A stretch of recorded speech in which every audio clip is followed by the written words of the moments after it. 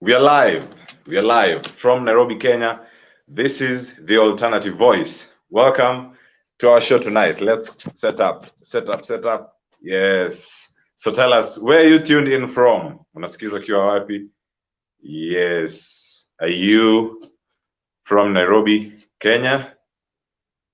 Yes, we're waiting you to join this live discussion on Facebook and YouTube. This is The Alternative Voice. So welcome to our show tonight. And the main discussion we're having tonight is how to chase your dreams and how to tap into the vast opportunities available. So here we are on Facebook and YouTube. Thank you very much for joining us. And tonight we are having one amazing guest with us, and she'll be joining us in a few. But before she joins us, we'd like to get you where you tune in from. Just drop on the comment section where are you joining us live from. That's all we need to know tonight. And tonight we have a guest all the way from Germany. Yes, and she'll be here to talk to us about her journey. And there she is. Hi, Joanne. Good evening. How do you say that in German? Oh my God. Yeah, good evening, Cleophas. Welcome. This is The Alternative Voice, Yeah. one of our amazing guests in the series that we've had across Africa and across the globe. Welcome. Habari ya uliko. Yeah, we are doing well. Yeah, thank you so much, Cleophas. Aha, great. Yeah. We'll have amazing time tonight trying to know who Joanne is and how your passion has led you to where you are. And we have a number of people who are tuned in. So let's get ready for this amazing conversation tonight.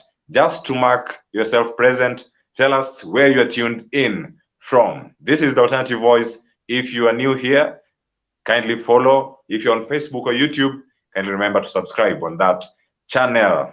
Yes, we can get you where you're tuned in from. We have Paul Kinuthia, just to start us off, tuned. Looking good, Cleo. Watu wamekuja. Yes, they are here, and we have a number of them. Paul Kinuthia, thank you very much. Alex Onsase, tuned in from Naivasha. I repeat, Naivasha. Alex Onsase, on behalf of our family, on behalf of The Alternative Voice, we are sorry that you are tuned in from Naivasha. Yes, we are very sorry. So thank you very much for joining us. Naivasha, there are so many things happening and going on in Naivasha as we speak, and that's in Nakuru City. So thank you very much, Alex Onsase. And we have Catherine Beckham. Okay, we have Catherine Beckham. Hello from Bonn. Yes, the first guest from Germany is here, and that's first viewer actually, Catherine Beckham. Thank you very much, Catherine, for tuning in. And we have Daisy Mombo, among other interesting viewers who are there with us. Mimi Bree, Toto Lakisi, Best Prof. We are here and looking forward to this conversation tonight. To start us off, Joanne, who is Joanne Onyango? Okay, that's a really broad question. I don't know.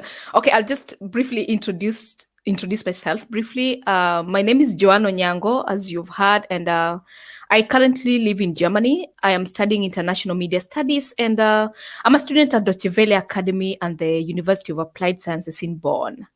I've been here for 2 years now, and I'm currently writing my thesis. Yeah, Wow. yeah. To mean you're almost coming to the end of your master's program? Yeah. Okay, so ladies and gentlemen, you've known whom our guest is tonight, and we are diving deep into the discussion tonight, exploring vast opportunities, as well as Joanne telling us more about her journey and how she's been chasing a journey in the media industry and now taking international media studies in Germany. So welcome to our broadcast tonight. So Joanne, to start off, how was your career in the media industry before you went to Germany? Where did you participate? Where did you practice? And how did you find yourself in the media industry? There are so many questions in one, but kindly tell us your media story as far as the time you were in Kenya. It's actually a very long story, and I think we have all the time. Yes, So, we have the whole time. yeah, thank you. So I studied at St. Paul's University, Nairobi. And I would say that I worked in media not so long. I didn't work for a long period of time. I just worked, I would say, roughly 1 year and some months, because after studying my undergraduate at St. Paul's University, I did bachelor's of arts in communication. I got an opportunity to do my internship at Royal Media Services, so the Citizen TV as others know it. After that, I worked at St. Paul's University until the time that I was coming to Germany. I was working as a studio technician in the university. I think I would say that was really the best. I would say it's the best job that I had. And I really enjoyed it because I worked one-on-one with the students. And the students would, they felt more free with me. They would come to me and we would discuss issues like we were in the same age group. And I think they also had that feeling that they would easily approach me because I think we didn't have that much of an age group. And I think that was really good. I had a chance to mentor the students and also to train them on how to use the technical equipment and also, things that happen in the studio. There is a lot. Yes. Yeah. So things happening a lot. I don't know if you can spare a minute or two just to bring us up to speed. Royal Media Services is one of the most, if not, according to some people who are viewing us tonight, the most successful media houses that we have in the country. And you having worked there as a digital content editor at Royal Media Services. How was it? Did it come with pressure? Did it come with more learning opportunities? Okay. When I went to work at Royal Media Services, my passion, I wanted to become a news anchor or a news anchor. But as many people and as many fans always wish to. The first thing you do is to get to the screen. Yeah, it's always to become, a news anchor. That was my dream. Lillian Mulikanene was my role model. I liked the way she did her work. And when I found myself at Citizen, I really felt like this was really good. So then we had an interview during my internship. So the interviewer asked us, the HR team, like, where would you want to work? And we were really glad. And we told them, I want to work in the newsroom. And they're like, and what if you get something that is not in the newsroom? And we were like, something like? And they told us that we would edit the programs like Machachari, the kids programs, or there are those programs that run before the news time. And I was with another friend, Hezron. He studied at Moy University. So we felt like, I felt a little bit disappointed, but then I said, okay, we will take it. Getting an opportunity to get an internship at one of the leading media houses is really tricky. And we said that provided we are there, we'll make it work. So then we had a very nice supervisor. We told him, it was the productions manager or assistant manager. We told him that, can we just get editing maybe in the newsroom? Is it possible? So we edit something around the newsroom so that we could understand what's going on there. And the guy's like, yeah, you could get editing news. So in the edit suit now, I think you know that. Yes. And then we were like, yeah, we would take that. We did it with Ezra. So then we got in there, and then I found this really nice boss, Anthony Mbira. I think he's in charge of the edit suit now at Royal Media Services. He was really, really kind, and he encouraged us, and there was a lot of pressure. Sometimes after the training, we were given, you're supposed to edit a news clip that is supposed to go on air for the next 3 minutes. It's not supposed to have mistakes. You are an intern, and there's that pressure. And your story, everyone is on your neck, like, have you not done yet? So sometimes we had that pressure, but we learned a lot that in such an environment, if you can work and succeed in such an environment, then as a young person, I think you can achieve literally anything. Wow. Learning as you explore the valuable opportunities. And that's a story of someone who moved from being an intern to be a content editor, something that you can say is a role worth celebration in our current media landscape in the country. And so Joanne, you moved from Rural Media Services, and now we want to dive deep into it. After your internship came to an end, and you said you want to move into this industry and got the contract at Rural Media Services. You now, as Joanne, moving out of the country from St. Paul's University, I guess that was after your graduation. How did you access the current opportunity that you're now exploring in Germany? How did it come through? So just to back down a little bit. So after doing my internship, I would say later, there's another important aspect I would really want to mention to my audience, that wherever you are, if you get an opportunity, be it at workplace or at school, try to be more. If you can just try to be more, like a little bit stand out or work extra. I know sometimes it's hard, but then we did that a lot. And that's how my boss saw the potential that I had. And he said that, oh, there's this contract and we can interview you for this job opportunity. So when you work extra, there's always a reward that comes with it. So after my contract ended at Royal Media Services, I got an interview to do the job at St. Paul's. And of course, I got the job. And I worked at St. Paul's for close to 2 years, I would say. And then there's a friend I met on social media. He studied in Germany years ago, I would say over a decade ago. and he told me that, oh, you look like a really aggressive person. I think such an opportunity would be good for you. But now there's something that you need to do extra. You need to study the German language. And that was, yeah, because by then that was really tricky, because it means we had to enroll at Goethe Institute. So I went to, since I was in Nairobi, it wasn't a problem. I enrolled at Goethe Institute. I started studying A1 in, 2015, the basic level. And then I dropped out. I was like, this is hard. I can't do this. I dropped out for 1 year. I don't know where I went to, forgot everything. And then 1 year later, I was like, no, I have to go back. So I went back and did the other levels. Then I applied for this program using the guidance of that friend that I was telling you about. Connections are very important, I would say. And if you get good people who have connections, they can really link you to better places.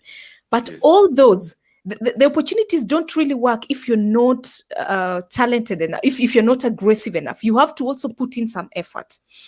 So the friend encouraged me. I had to learn the language alone, pass the exam, and then he just guided me on how to make the applications. So he told me, this is the link. You have to do everything on your own if you have access to the internet. Wow. The application process is a lot. It's a lot of requirements. You have to get the documents already. You have to write a motivation letter and everything. But once you want to do it, I would say it's really hard, provided you have all the required documents and you have someone to guide you on how to do it. I think it's easy. But then another thing that I would say is that young people should get encouraged wherever they are. It doesn't mean that if you don't go abroad, you cannot make it. You can make it wherever you are. It depends on you as a person. Even if you're based in your country right now, there's so many opportunities as we speak right now. I think we'll discuss about this later under the current opportunities we have in the media. And I think wherever we are as young people, we can always make it wherever we are. Yeah.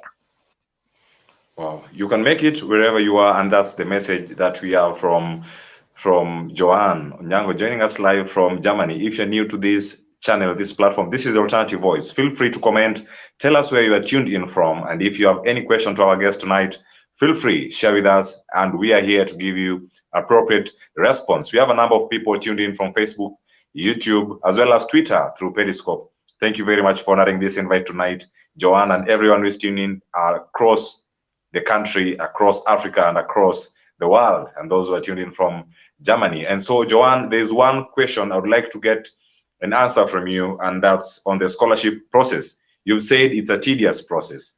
It's a process that once you start, you can easily give up. All those, the nitty-gritties involved in this application process. Some of the young people do drop. They pull back and they say, I can't continue with this. It requires a lot. What's your advice to such kind of a youth who is watching you tonight from Kenya, from Africa, from across the world? I would say that Nothing comes easy, and that's like a song. All of you have heard about that. And the most important aspect that I would like also to tell young people is that you have to be more. Being at your comfort zone may make you not get to where you are. So you have to work a little bit more than what other people are doing. If you want to stand out, if you want to maybe get something more, then it means you have to work more. I know, like the process of applying, if you're ready that you want to do this, you have to avail all the required documents. So you have to read the instructions first. What documents do they need? Get all these documents ready. And then once you have the documents, then you can just follow the process step by step. It's a process that you can't do within one day. The first important thing that they always require is a motivation letter. And motivation letter, it's not something you'd wake up one day and write it.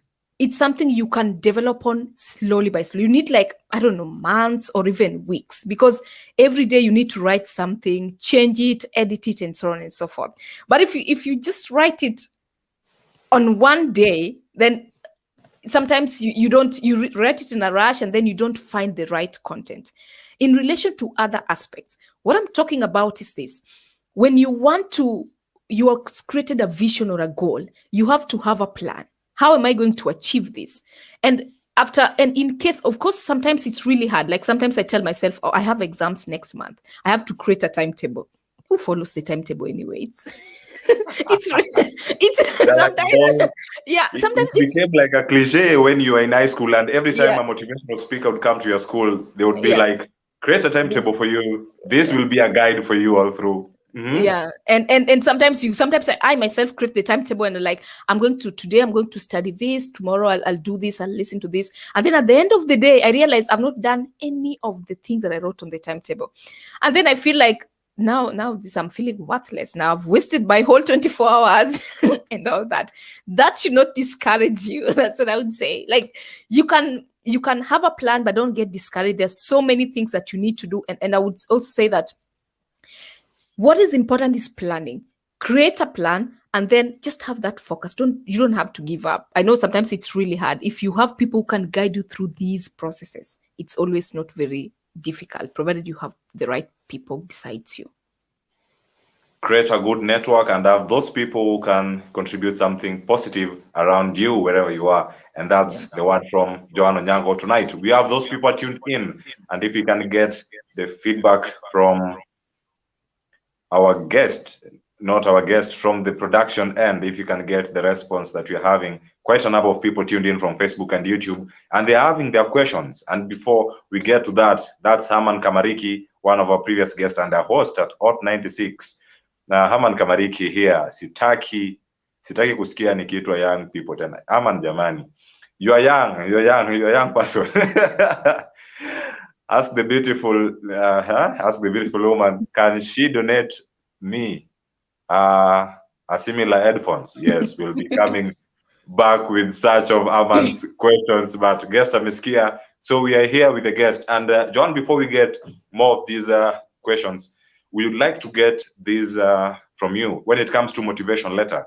And I know this will cut across to everyone who is tuned in tonight. Maybe it will help someone, not only on how to access these opportunities outside the country, but even those that are available in the country. Mm-hmm. What's your advice when it comes to job applications? Because some young people will lose on job opportunities, and Aman here can testify this.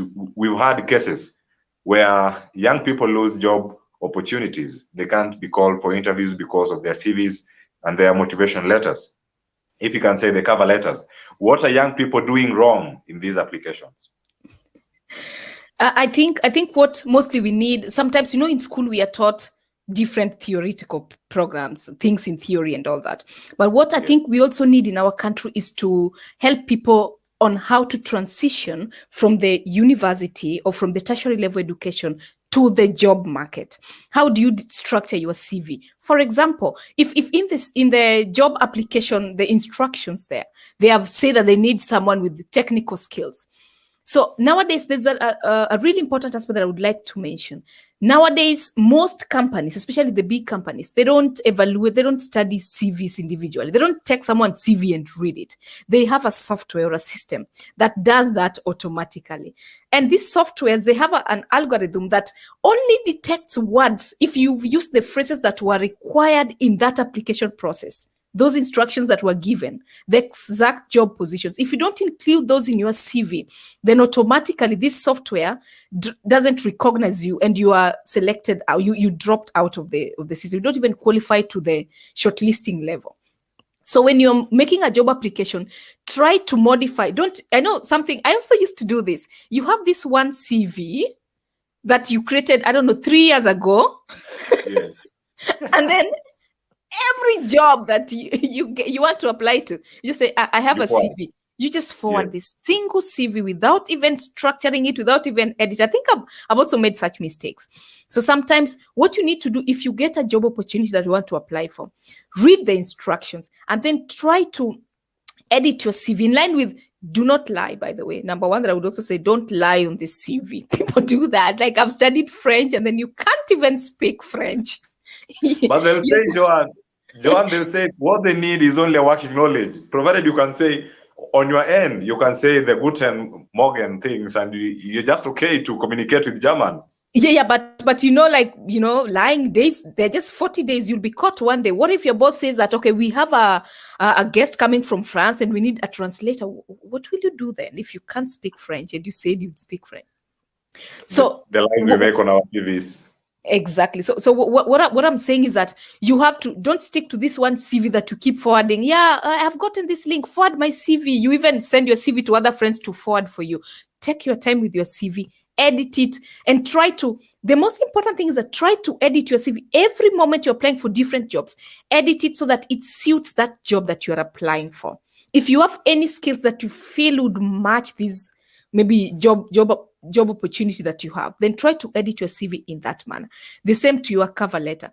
When you're writing the cover letter, don't be repetitive. Don't talk about where you've studied and all that. Don't repeat things that are already in the CV on the cover letter. Try to create that uniqueness so that when I read your cover letter, I find a different information, somehow a little bit related to the one on the CV, but not the same repetitive information. Well, don't be repetitive in anything that you handle. And young people who are tuned in tonight, and we make this age group. Joanne, some of these people might be thinking that Joanne is someone who is so old in this industry. And this is the kind of advice you're getting from our peer who is outside here and also trying to make the ends meet. And so we take this fast break. And when we come back, we continue with the questions and we get responses from that which our audience really want from the comment section. Tell us what you want to hear tonight. Tell us your concerns, your thoughts about tonight's discussion. This is the Alternative Voice. I'm your host, Cleophas Watch, and we are vibing with Joanne Onyango all the way from Bonn, Germany. Thank you very much. And we get comments running across our social media platforms from YouTube and Facebook. We have Alex Onsase, we have Senior Counsel Willy Cleophas, great moves there, Rafiki. Thank you very much, Senior Counsel, tuned in from Nairobi. Asante sana. And we have others who are tuned in. If you can get them done as they roll, I'll try to get some myself. You can start them from up. We have Dixon. If you can get that from Dixon, I can read them from this. And Bwize Bobo, host na producer, mtuwekee contacts zake hapo. We must get consent. We are all in media industry. We must get the consent. Yes. And Don Apojaka tuned. Tunaweka utafune mdomoni. Stay tuned. Okay, that's fine. Don Jaka, Bwize Bobo, nitashukuru sana. Nataka awe role model wangu. Yes, on that we'll be connecting with Joanne on how you can get to her on our social media platforms after this show. So Bwize Bobo, stay tuned. That answer will be coming in a few. Best star prof. The guest is so vibing and eloquent. Sasa, does she speak Germany? Jamani. Wewe. Does it speak Jamani or Germany? Or is she studying in English? How are you conducting your studies in Germany? Our studies we study in bilingual format. Like we have 70% of our courses are instructed in English, 30% in German. So we have to have knowledge of both languages. Okay, great. So, best stuff, Prof. You've gotten that response from Joanne, and we have Alex Onsase, hello, tuned from Naivasha. We had gotten that, and we have Daisy Mombo, tuned in from Utawala, Nairobi. Thank you very much, Daisy. Donepo Jaka, amazing, tuned today, joining from Kochi, India. Thank you very much, Daniel. And we have Gabriel Simiu, Bungoma City, tuned. Bungoma is still a town, wewe. Nakuru pekee nimepata status ya kukua city.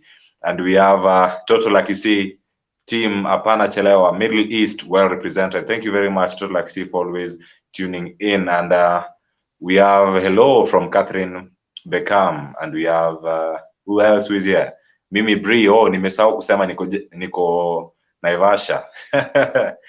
Okay, everyone this weekend is in Naivasha, and we all appreciate you. We have Duncan Mwathi, tuned in. And she's very motivating, good message there. And we have Josephine Kieti, tuned. Lumuma Felix, tuned from Keses in Eldoret. Don Apple Jaka, Cleophas as a Secret Tailor, his suit, Paul Kinuthia Koja. Okay, we'll connect you to that to that tailor after this. And we're trying to get some questions from our viewers, and we have Umi Aisha locked in from Mombasa. Duncan Murthy, she's motivating. We got that. And we have Akeno Brani Mulis tuned in from Dala. Alex Onsase, the best advice I'm getting today. What about the referees? Sometimes we need to put good names, and sometimes people we rely on. Your comment on that, Joanne, when it comes to referees on your CVs? Referee on the CV, number one, the most important thing is that you have to get access. Like you have to be granted permission to do that. If you have a good, I would say a supervisor, like I would say my supervisor at Royal Media Services, from the time I was an intern, Anthony Mira, he used to really be a good person, like motivating me. And we created this connection with him, and he would really see that I was a hardworking person and so on and so forth. Sometimes if you have that good relationship with your supervisor or your boss, then it's easy for them to actually identify the talents or the skills that you have. And then maybe if you want to include them as your referees, then you have to tell them that I'm doing this application, and if it's okay with you, I could use you as my referee. When they consent to that, then it's even easier on your side than if you just do it without their consent. They'd be like, I don't even know her. What if someone says that I can't really remember her very well? If someone tells your future employer like that. So I feel like communicating with them is the most important aspect. Let them know first that you're using them as a referee, so that it's easier even on the person giving you the job if they have to make inquiries. Great. Communication is key in anything that you do, including your CV writing. Include those people you can rely on, as Alex Onsase said there. And we have Bila Joy, our guest here on Thursday, with Cedric on the Trans KE. She's tuned in from Narok. Are you still in Narok, Bilha? Tell us where you're tuning from. Such a great topic we have tonight for you. And so we are getting back into the discussion, and we'll be having this great topic, chasing my dream in Germany. How was it on the first insight? Joanne, if I can say, from the first day that you said you are in Germany, the first day you said you're going to Germany, how was the reception? How was the reception from your peers, your colleagues, your friends? Because going abroad is a big deal to most of us in the country. Yeah. I know. Yeah. The day I was traveling, of course, I had my very close family friend. He took me up to the airport with my parents and all that. That is not important. We want to know how it was here when I came in. Yes. It's always a funny experience. Everyone has a story to tell. It's always a funny experience. You don't know anything. You don't even know. I don't know. Of course, the German that you learn, it's good. The German that you learn at Goethe Institute is good. But when I came here, people speak so fast. The German was so fast. I couldn't even understand anything. But there's one thing I would really like to point out about Germans. Germans are very hospitable people. Like if you're walking on the streets and you are lost, you just say, "Excuse me, do you speak English?" And fortunately, over 70% of Germans, I would say 80% of Germans can actually understand English. They speak English. So they'd really take their time. These are people who they would stop what they're doing, take their time. If you ask them, where's the main train station? If it's near, they would take you to the main train station where it is. And sometimes you want to buy the ticket, everything is automatic. And they'd show you like, you do this, you click like this. So if whatever helped me mostly is the hospitality that I received here. Of course, there's so many challenges. Sometimes you want to even go somewhere. You don't even know where to start. But in Germany, the most important thing, I think in most countries in Europe, I don't know about the US, punctuality is key. If you have an appointment with somebody and they said you're supposed to be there at 2 p.m., you should actually be there 5 minutes before the 2 p.m. That's the right time. But if you are late, it's not a good picture here. So you have to be very punctual when you have a meeting with somebody. And then that means here everything goes with time. The trains come on time, a specific time. The buses come on time. If you're not on the train station by the time the train is coming, it stops for 1 minute and it's gone.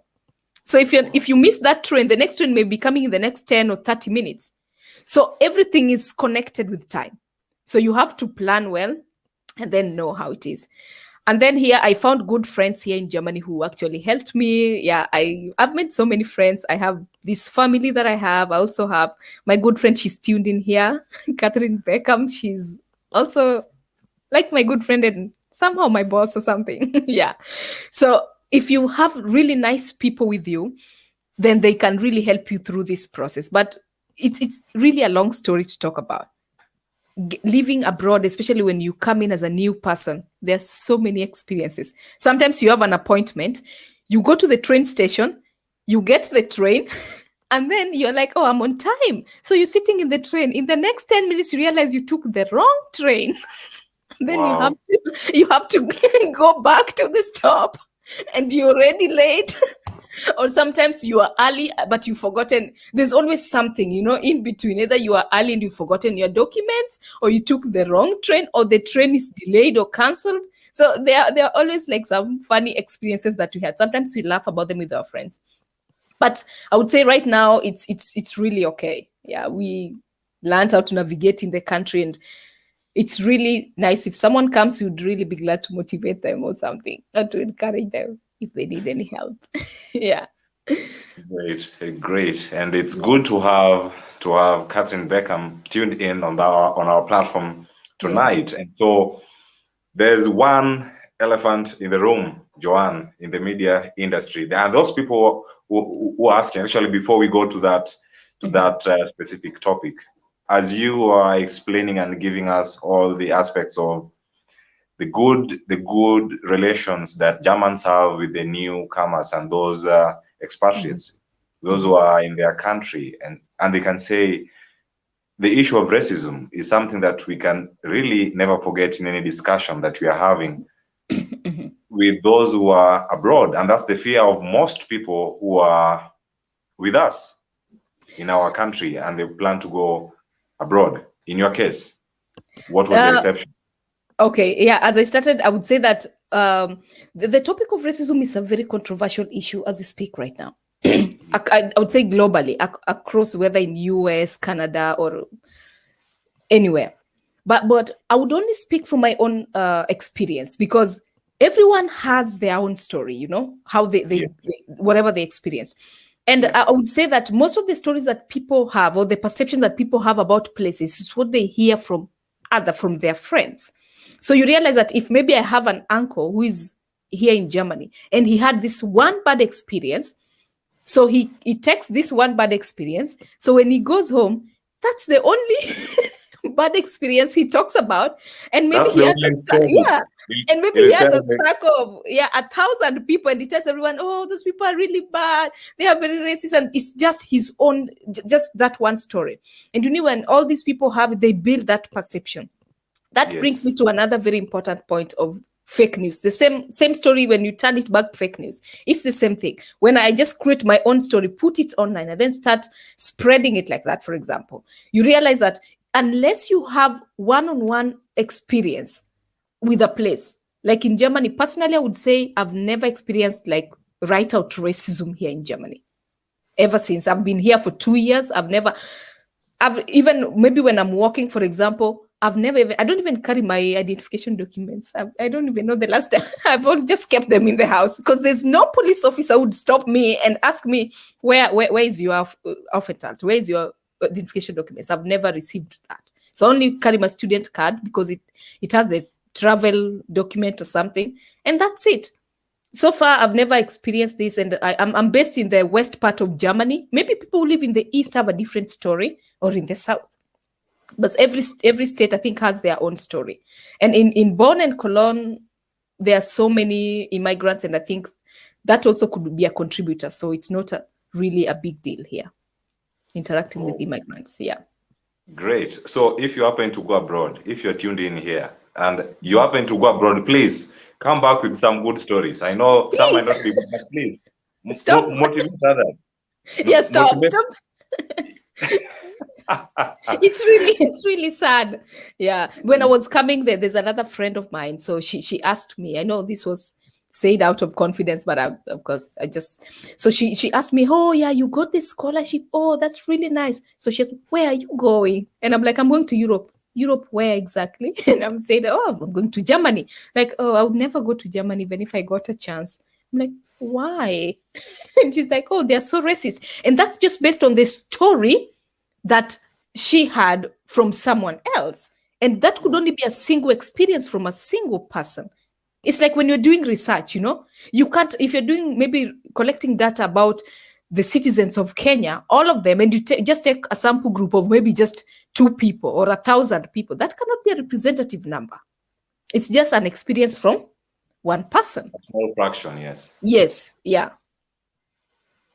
Great. So if you're joining us tonight, please remember, there is always a good story outside there to be told. And that's what we want to hear. And so, Joanne, can you share with us your dream in this media industry? You are taking international media studies, if I'm right, at DW Academy. Yes. And so once you get an opportunity to tell such stories, as a journalist, as a media personality, one day you will be in a position to share the stories. What story specifically, I did this on purpose. I didn't want to tell you this before the show. If you have an opportunity to tell that inspiring story of Africa to the world, that story that can encourage that young girl tuned in from Zimbabwe, tuned in from Nairobi, tuned in from Kampala, just to motivate them, what kind of story can you give a priority? I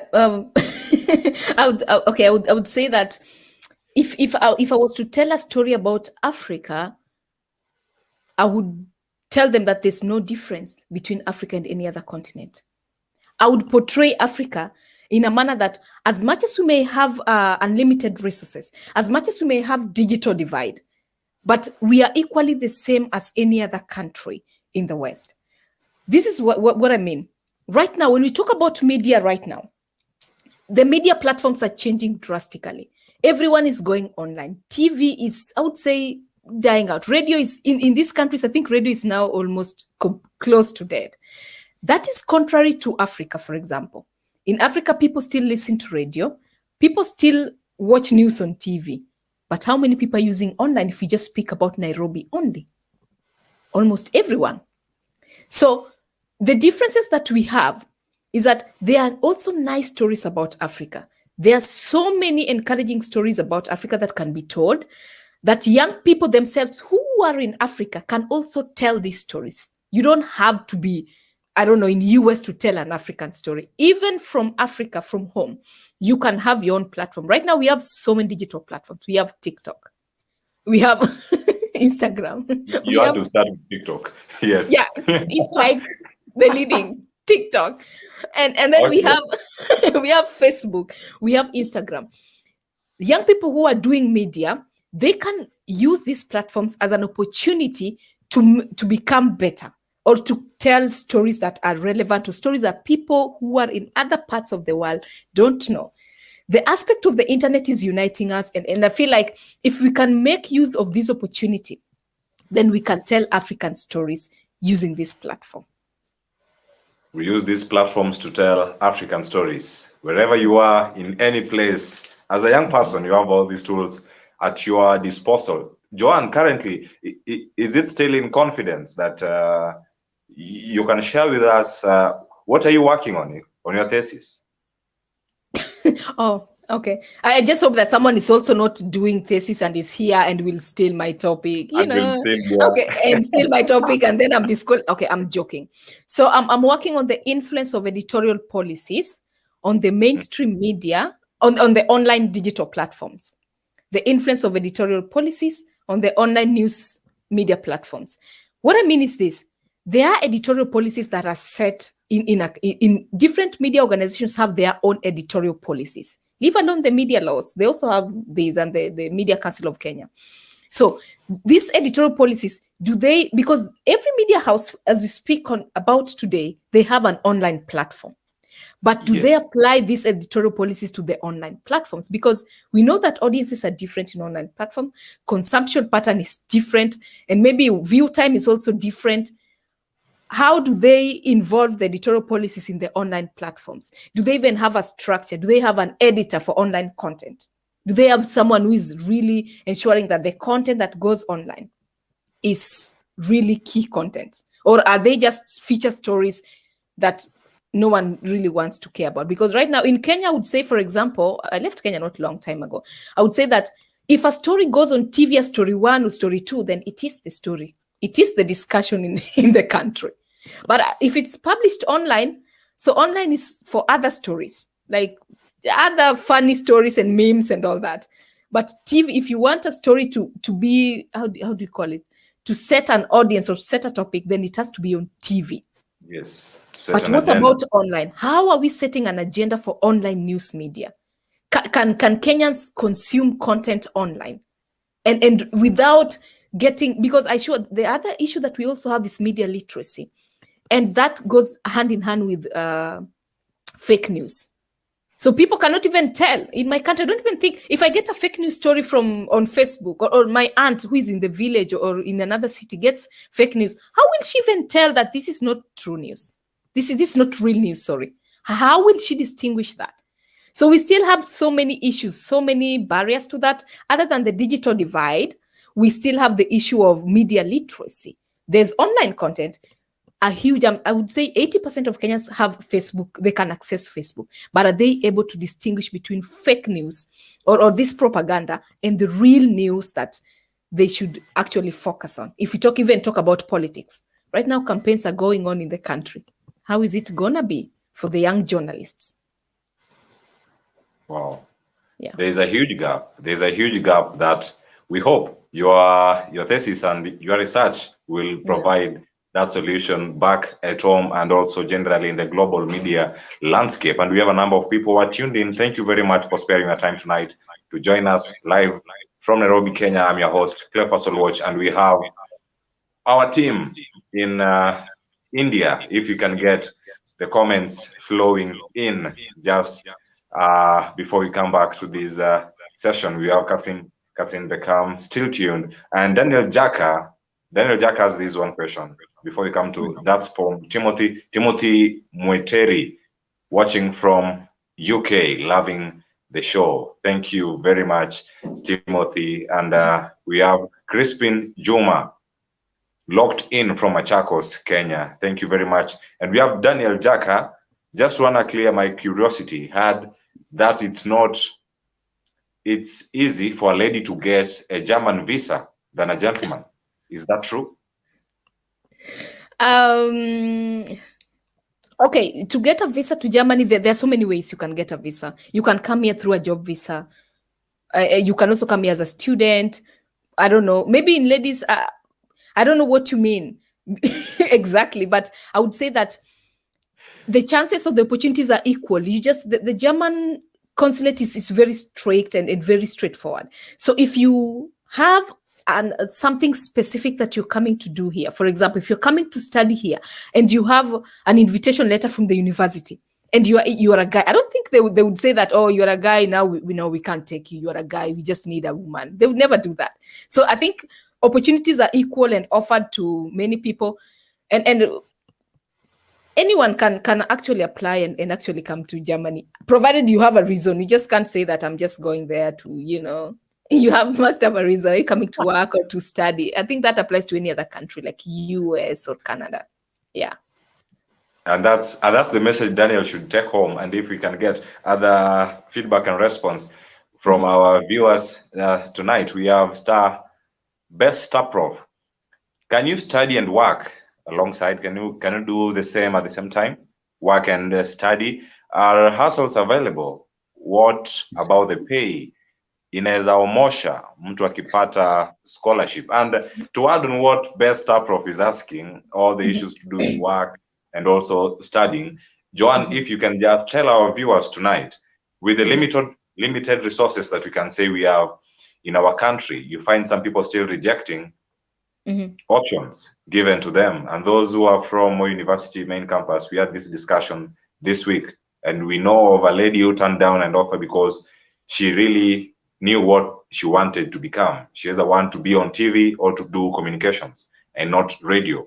In a country where there are limited resources, should you have such an opinion, or you should go for whatever thing you really want to do in life? Put that together with what Best Star Prof has asked, then we continue. Feel free to take your water. Yes. Thank you. To answer what, before we forget the question, let's answer what Best Star Prof said. Okay, yes. Of course you can work abroad. I think it's, sorry, in most countries you can actually work and study at the same time. It's allowed by the law. And here in Germany, for example, you get around 450 euros when you work. And you can also, there are different types of jobs. You can work as a student. It's called Studentwerk, where you work as a student. What I mean is this: if I'm studying journalism, I get a media house and then I work in that media house. Or I can just look for another job that is not totally related to what I'm doing, for example, in logistics, for example, and work there. We also have these jobs called mini jobs. Mini jobs are very flexible, where you do other small jobs, and the working time is very flexible. You can agree with your boss and tell them that I'll just come in twice a week. So it depends on what you want. Working, of course, it's allowed to work and study at the same time. And this applies to many countries, even in Canada and US. That is allowed. And back to the main point of choosing opportunities. Yes. So when I started, I say that I wanted to be a news anchor. I don't know. Let me think. I think I still want to be. No, anyway, it's too late. I wanted to be a news anchor. Never too late. It's never. I wanted to be a news anchor. And when I got my internship at Citizen, that opportunity, I knew that, okay, I'm achieving this dream. But then when I went there at the interview place, as I started, I said, the interviewing panel, they were there and they asked us, well, which department do you want to get attached in? And we were so happy. We were like, oh, are they asking us what we actually want? And we were like, this is really fun. So I'm like, I want to be in the newsroom as a reporter or something. And then they told us that, okay, that's very good. But what would you do if you got a chance somewhere else? And you're like, now this is now complex now. So you see that if I didn't go for that, I don't think, maybe I would not even be here, for example.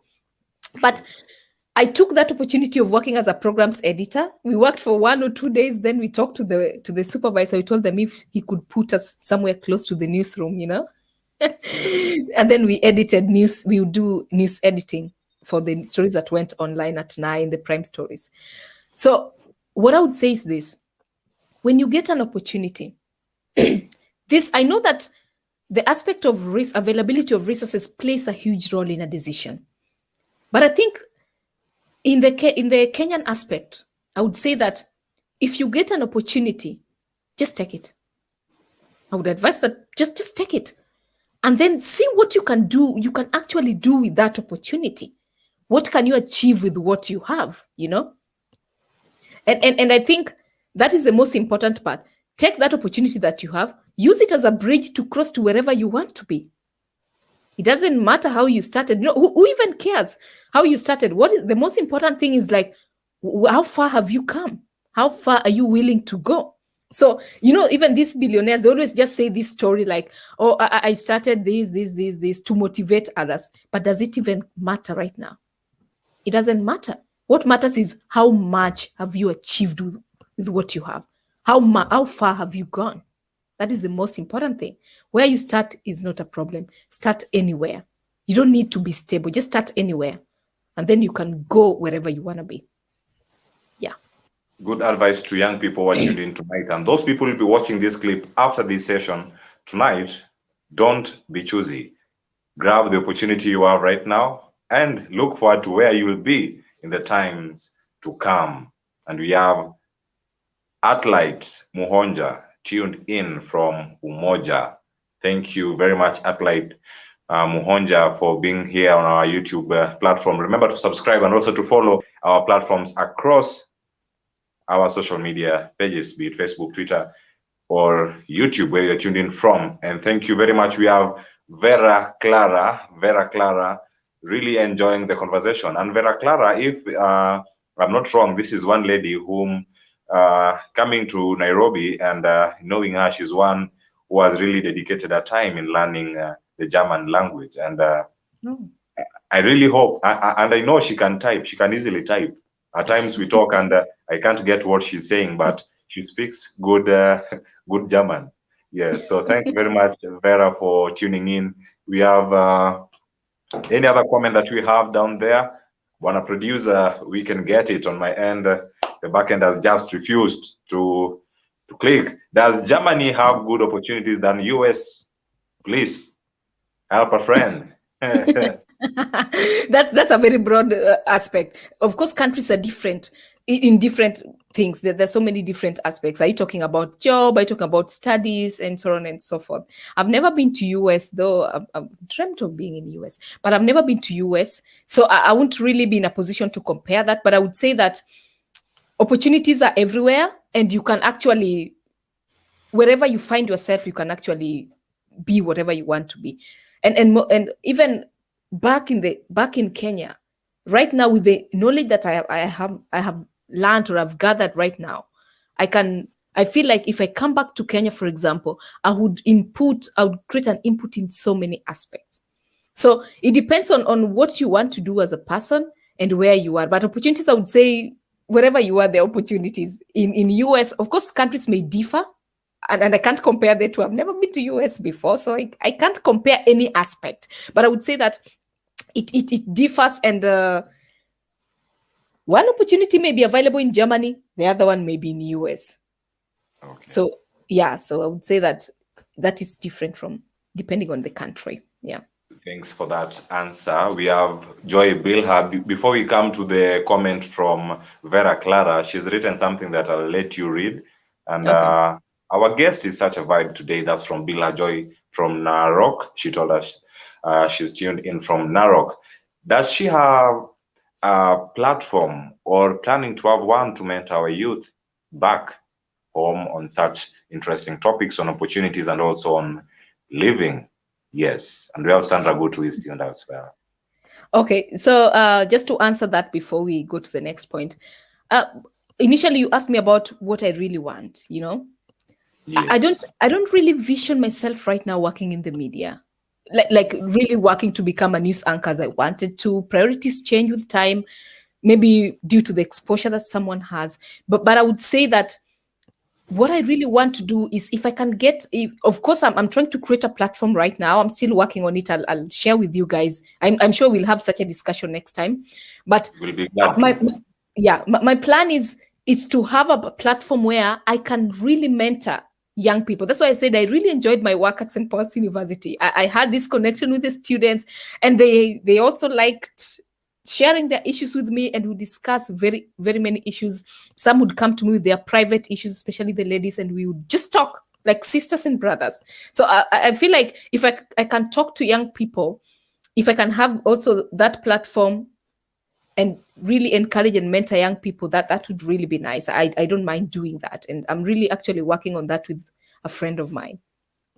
Thanks so much. And Billa Joy is doing a campaign on how to help boost a girl's confidence. She was our guest here on Thursday, and she's doing a good job on distributing of sanitary towels to the girls in the less privileged society and various villages across the country. And so, good work, Bill her, and all the best, Joanne, as you plan to come back and give back to the society as well as touching other lives outside there. There's the comment from Vera. I don't want to read it. Yes, what I can see there is show and Joanne. Yes, that's the only thing I can see on that comment. But take it away. Yes, she's talking about that it's really nice. She's enjoying the show. Read it in German. There's someone here called Bramwell Justo. He's on my case. I don't know what he wants, but you can read it in German. And I'm smiling in German. Okay, she said ich hatte diesen Show genießen. Okay, she's writing it in the past, but the show is still going on. Okay, it's okay.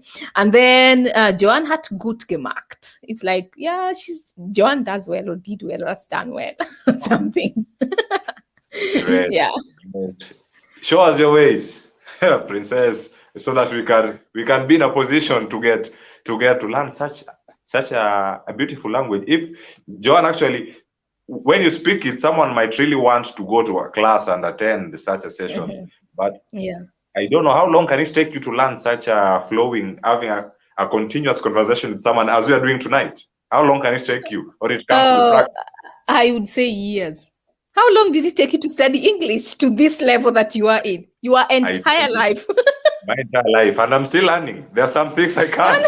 Exactly. So you realize that even with English, when it comes to these technical topics, you still can't. You're like, okay, I don't know that. That's a jargon. That's a very hard word. I don't know that.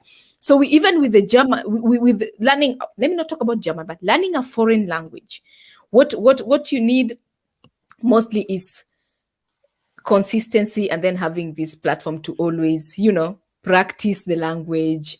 If you have people you normally speak to every time, then it improves that, your performance and all that. Great to have you here, Joanne, tonight. We are 57 minutes into this broadcast, and it's 1 minute to 9 p.m. East Africa time. Thank you very much, ladies and gentlemen, for joining us in this session tonight. And we are still here with the final questions from you, and we have these comments. Michael, Salimia Joanne, that's that was one of my students. Yeah. He graduated. Great. Yeah, that's great to have you here, University. Michael. And we have who else? Oriwo Sam Monoboy. Thank you very much for always tuning. Livington Adika. Yes, we've answered that question. And we have Sandra Gutu. Sandra Gutu is tuned. Thank you very much, Sandra, as well. Shiro Kim. Thanks, Joanne, for the inspiring and educative share. By the way, those headphones, hey. She really wants the headphones. Oh my God. It's unbelievable. Actually, this is a friend's headphones. They're not actually mine. Okay, I'm joking. Yes, there are those people really want to order. And I can see there's a communication from our producer. I'll be getting to that. And Bill has this to say, just start. My always line to every youth out there. We have who else? Joshua Boyd, tuned from India. Did racism or does it affect learning a language? It made me not to learn Asian languages. This is a guy who is in how is it called? He's in India, and that's the question that he has. Okay, yeah, I would say that as we said earlier, the aspect of racism is a very it's a relative concept. It depends with an individual's experience with a place, and that depends from one person to another. Personally, as I said, I've never really experienced that outright racism here in Germany. And about learning a language, as I told you, there are nice people who can actually, it depends. If you're in that country, it's easier for you to learn the language compared to if you're learning the language from your home country. Because if you are here, you listen to people talk every day, you interact with them, so you can easily pick up on words, But if you're back at home, you go to Gothe, like I used to, you just go to Gothe, learn for, 3 hours, go back home, and then you speak in in your mother tongue or English or Swahili or something. And that slows down your mental capability in terms of having to have control of the language. So mostly depends on where you are when you're learning the language. If you're already in that country, then it's easier for you to actually get to know the language. Great. Wherever you are in a position to learn it. And that's a good example. So for me, I'll really have to wait and have friends like Joanne and Vera around me to learn this German language. If at all we want to take the alternative voice to the next level where we have bilingual discussions. So here we are with Catherine Beckham. And thank you so much. Such a wonderful and inspiring mindset. Congratulations. And good luck to all future media makers. Keep going. Then read the last word. Choose. It's like bye. I think she's logging out and something. Yeah, so like choose. Bye. Yeah. We are still here, Catherine Beckham, and we are at the tail end of this discussion tonight. And we have Kibwana Onguso Jr. Good job, Ndugu Clever. Say hi to our visitor today. And Joanne, for sure, you've inspired a great generation. Those people who are tuned in tonight, they're really learning. And that's the purpose of us having this platform called The Alternative Voice. Thank you very much. And we have some of these questions. These are not a questions. Now Cleophas is smiling in German. Please. Seriously. Justo. Justo, we've been very good friends, and we have this comment here. Pamela Ogutu, hi, proud of you, my cousin, so inspiring. Yeah, that's my cousin. You brought the whole village here. No, I did not. And thanks, Joanne. You really shared this, and thanks for such an engaging session that we've had. Indwa Yusu, that's Kamariki. Idaiwa Isu. Yes, I guess that's his name. Ambia huyu. Google Translator. Yeah. By the way, another trick that nowadays there with the invention of technology, there are a lot of softwares, or I would say apps that people can use to learn a language. Like the number one is Google Translator. For a beginner, I would say Google Translator is good. You can even learn Spanish or something. Hola, señorita. And so, Brilla señorita. Amigo. Yes. So with the Google Translator, you can learn so much as a beginner. Mark my words, as a beginner. But when you advance like the level that I'm currently taking the course in C1, it's an advanced level.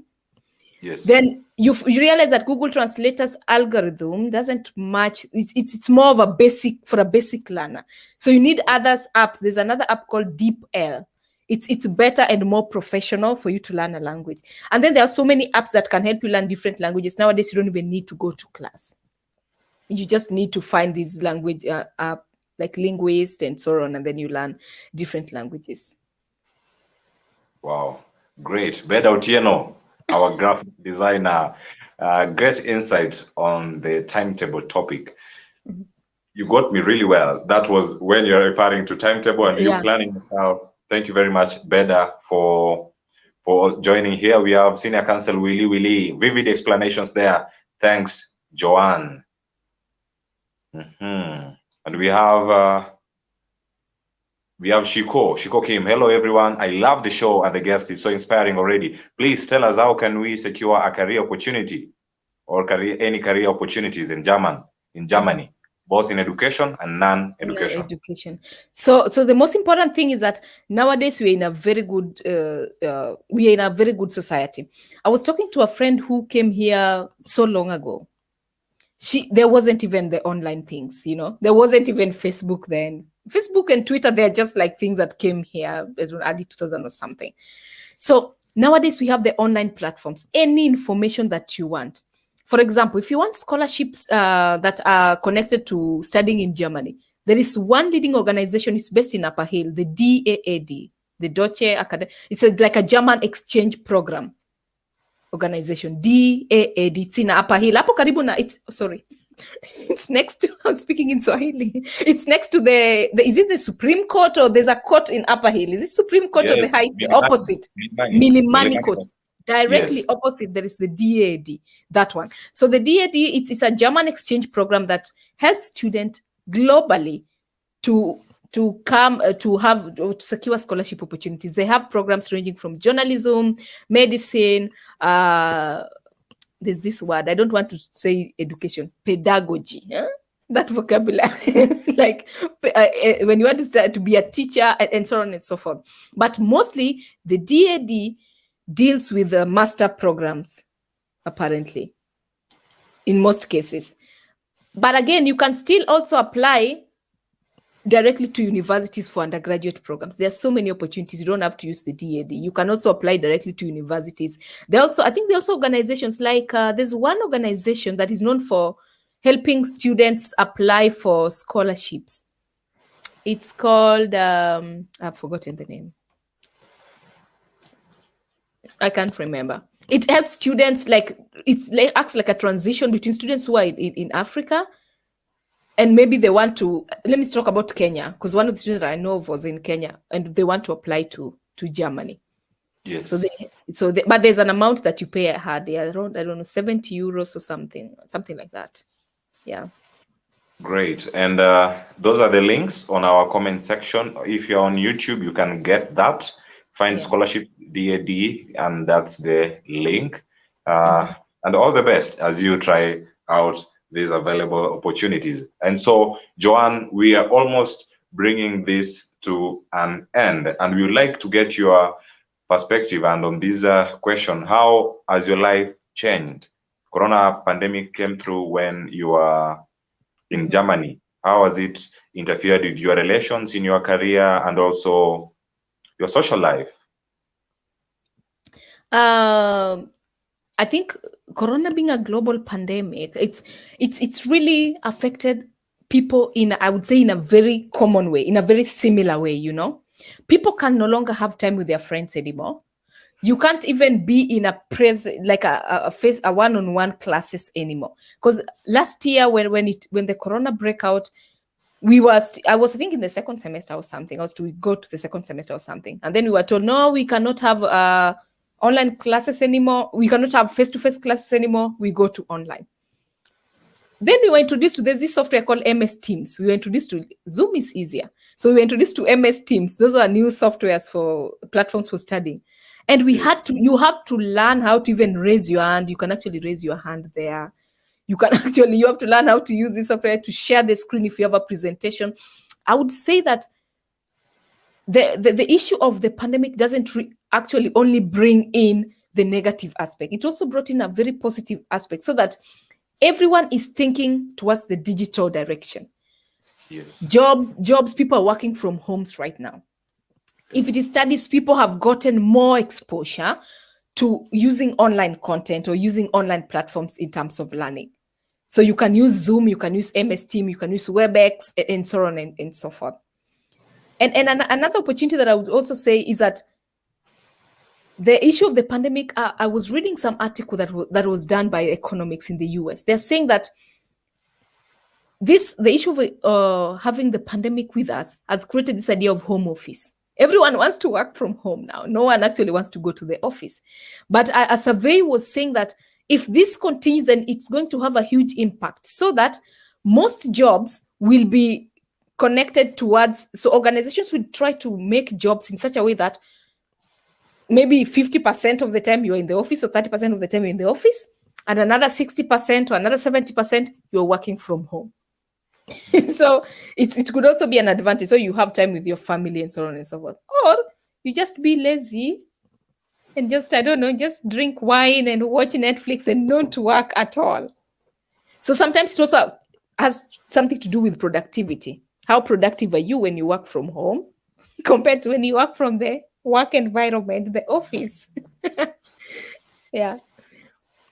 Wow, that's a good, and I can say, Joanne, from the onset of this pandemic, it came along with both good and And some bad news for most Kenyans and even those people outside the country. People lost jobs, and some created jobs out of the available opportunities, be it online, having online TVs, online platforms. I can say coronavirus gave birth to this platform that we use today because we had to connect with those in India, those across the world. And here we have today the alternative voice, inspiring and also giving hope to those people who are tuned across the globe. Jen Abongo. Hi, Joanne. Jen Abongo is watching 100%. Yeah. Thank you very much, Jen, for tuning in. We have maybe from Joshua Boyd. Yes, I'm inspired. Yes, that's the comment. The It comment has just just disappeared. Okay. yes, I'm inspired. I entered at the tail of the program. I hope utafundisha watu Kijerumani. Be ready. We'll let you teach some students in certain university hapa India online. You see, these opportunities are already coming Yeah, through. You'll be teaching that's some really German good. in that institution. Thanks so much, Joshua Boyd, for that generous gesture. And we have Joshua Boyd still there. Do you think? That's his question. Do you think that learning online via DWTV program is sufficient for basic German language? Asking for students who are there scholarships, who are there in Okay. scholarship programs in Germany, apart from those ones in Kenya. So I have friends, and we normally share these stories. People have different IQ. Like people learn things differently. The aspect of grasping concepts is different from person to person. So there are people who you don't even actually have to be in class to learn something. They just need videos, audios, or maybe just read something for themselves, and then they still pass the basic exam. But there are people, I think I tried it. Like with the A1, I was like, A1, I'm not going to class. I'm not going to pay all that money at Gothe. I'll just study. I used to go sometimes to study at the Uhuru Park, that park in Nairobi.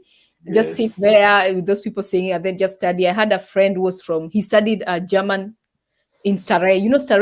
Stare Boys High School. They teach German, as a language, So he was really good. So he would sometimes help me with the basics. We'd just study there. So after like a few months, I was like, I feel ready. I'm going to do this exam.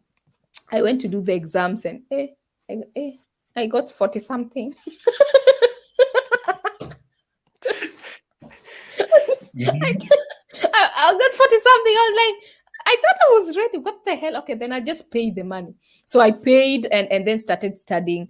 And then after that, when I did the exam again after studying in class, I got 80 something, actually. Yeah. So I think it depends with the person. There are people who can actually learn using the visual aids, the videos, audio visual materials, and so on.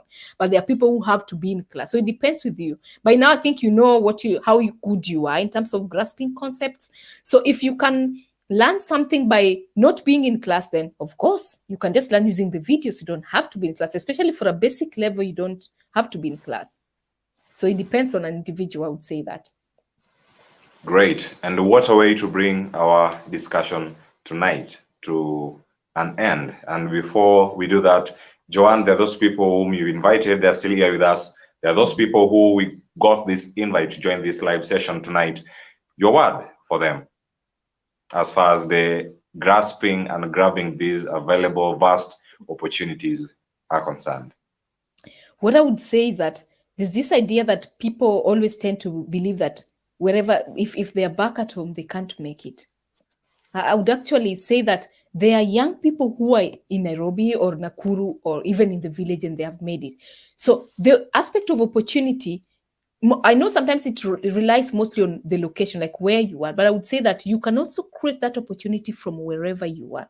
You don't have to be in US to be successful. There are people who are also in US and are not successful. There are people who are in Germany and are also not successful.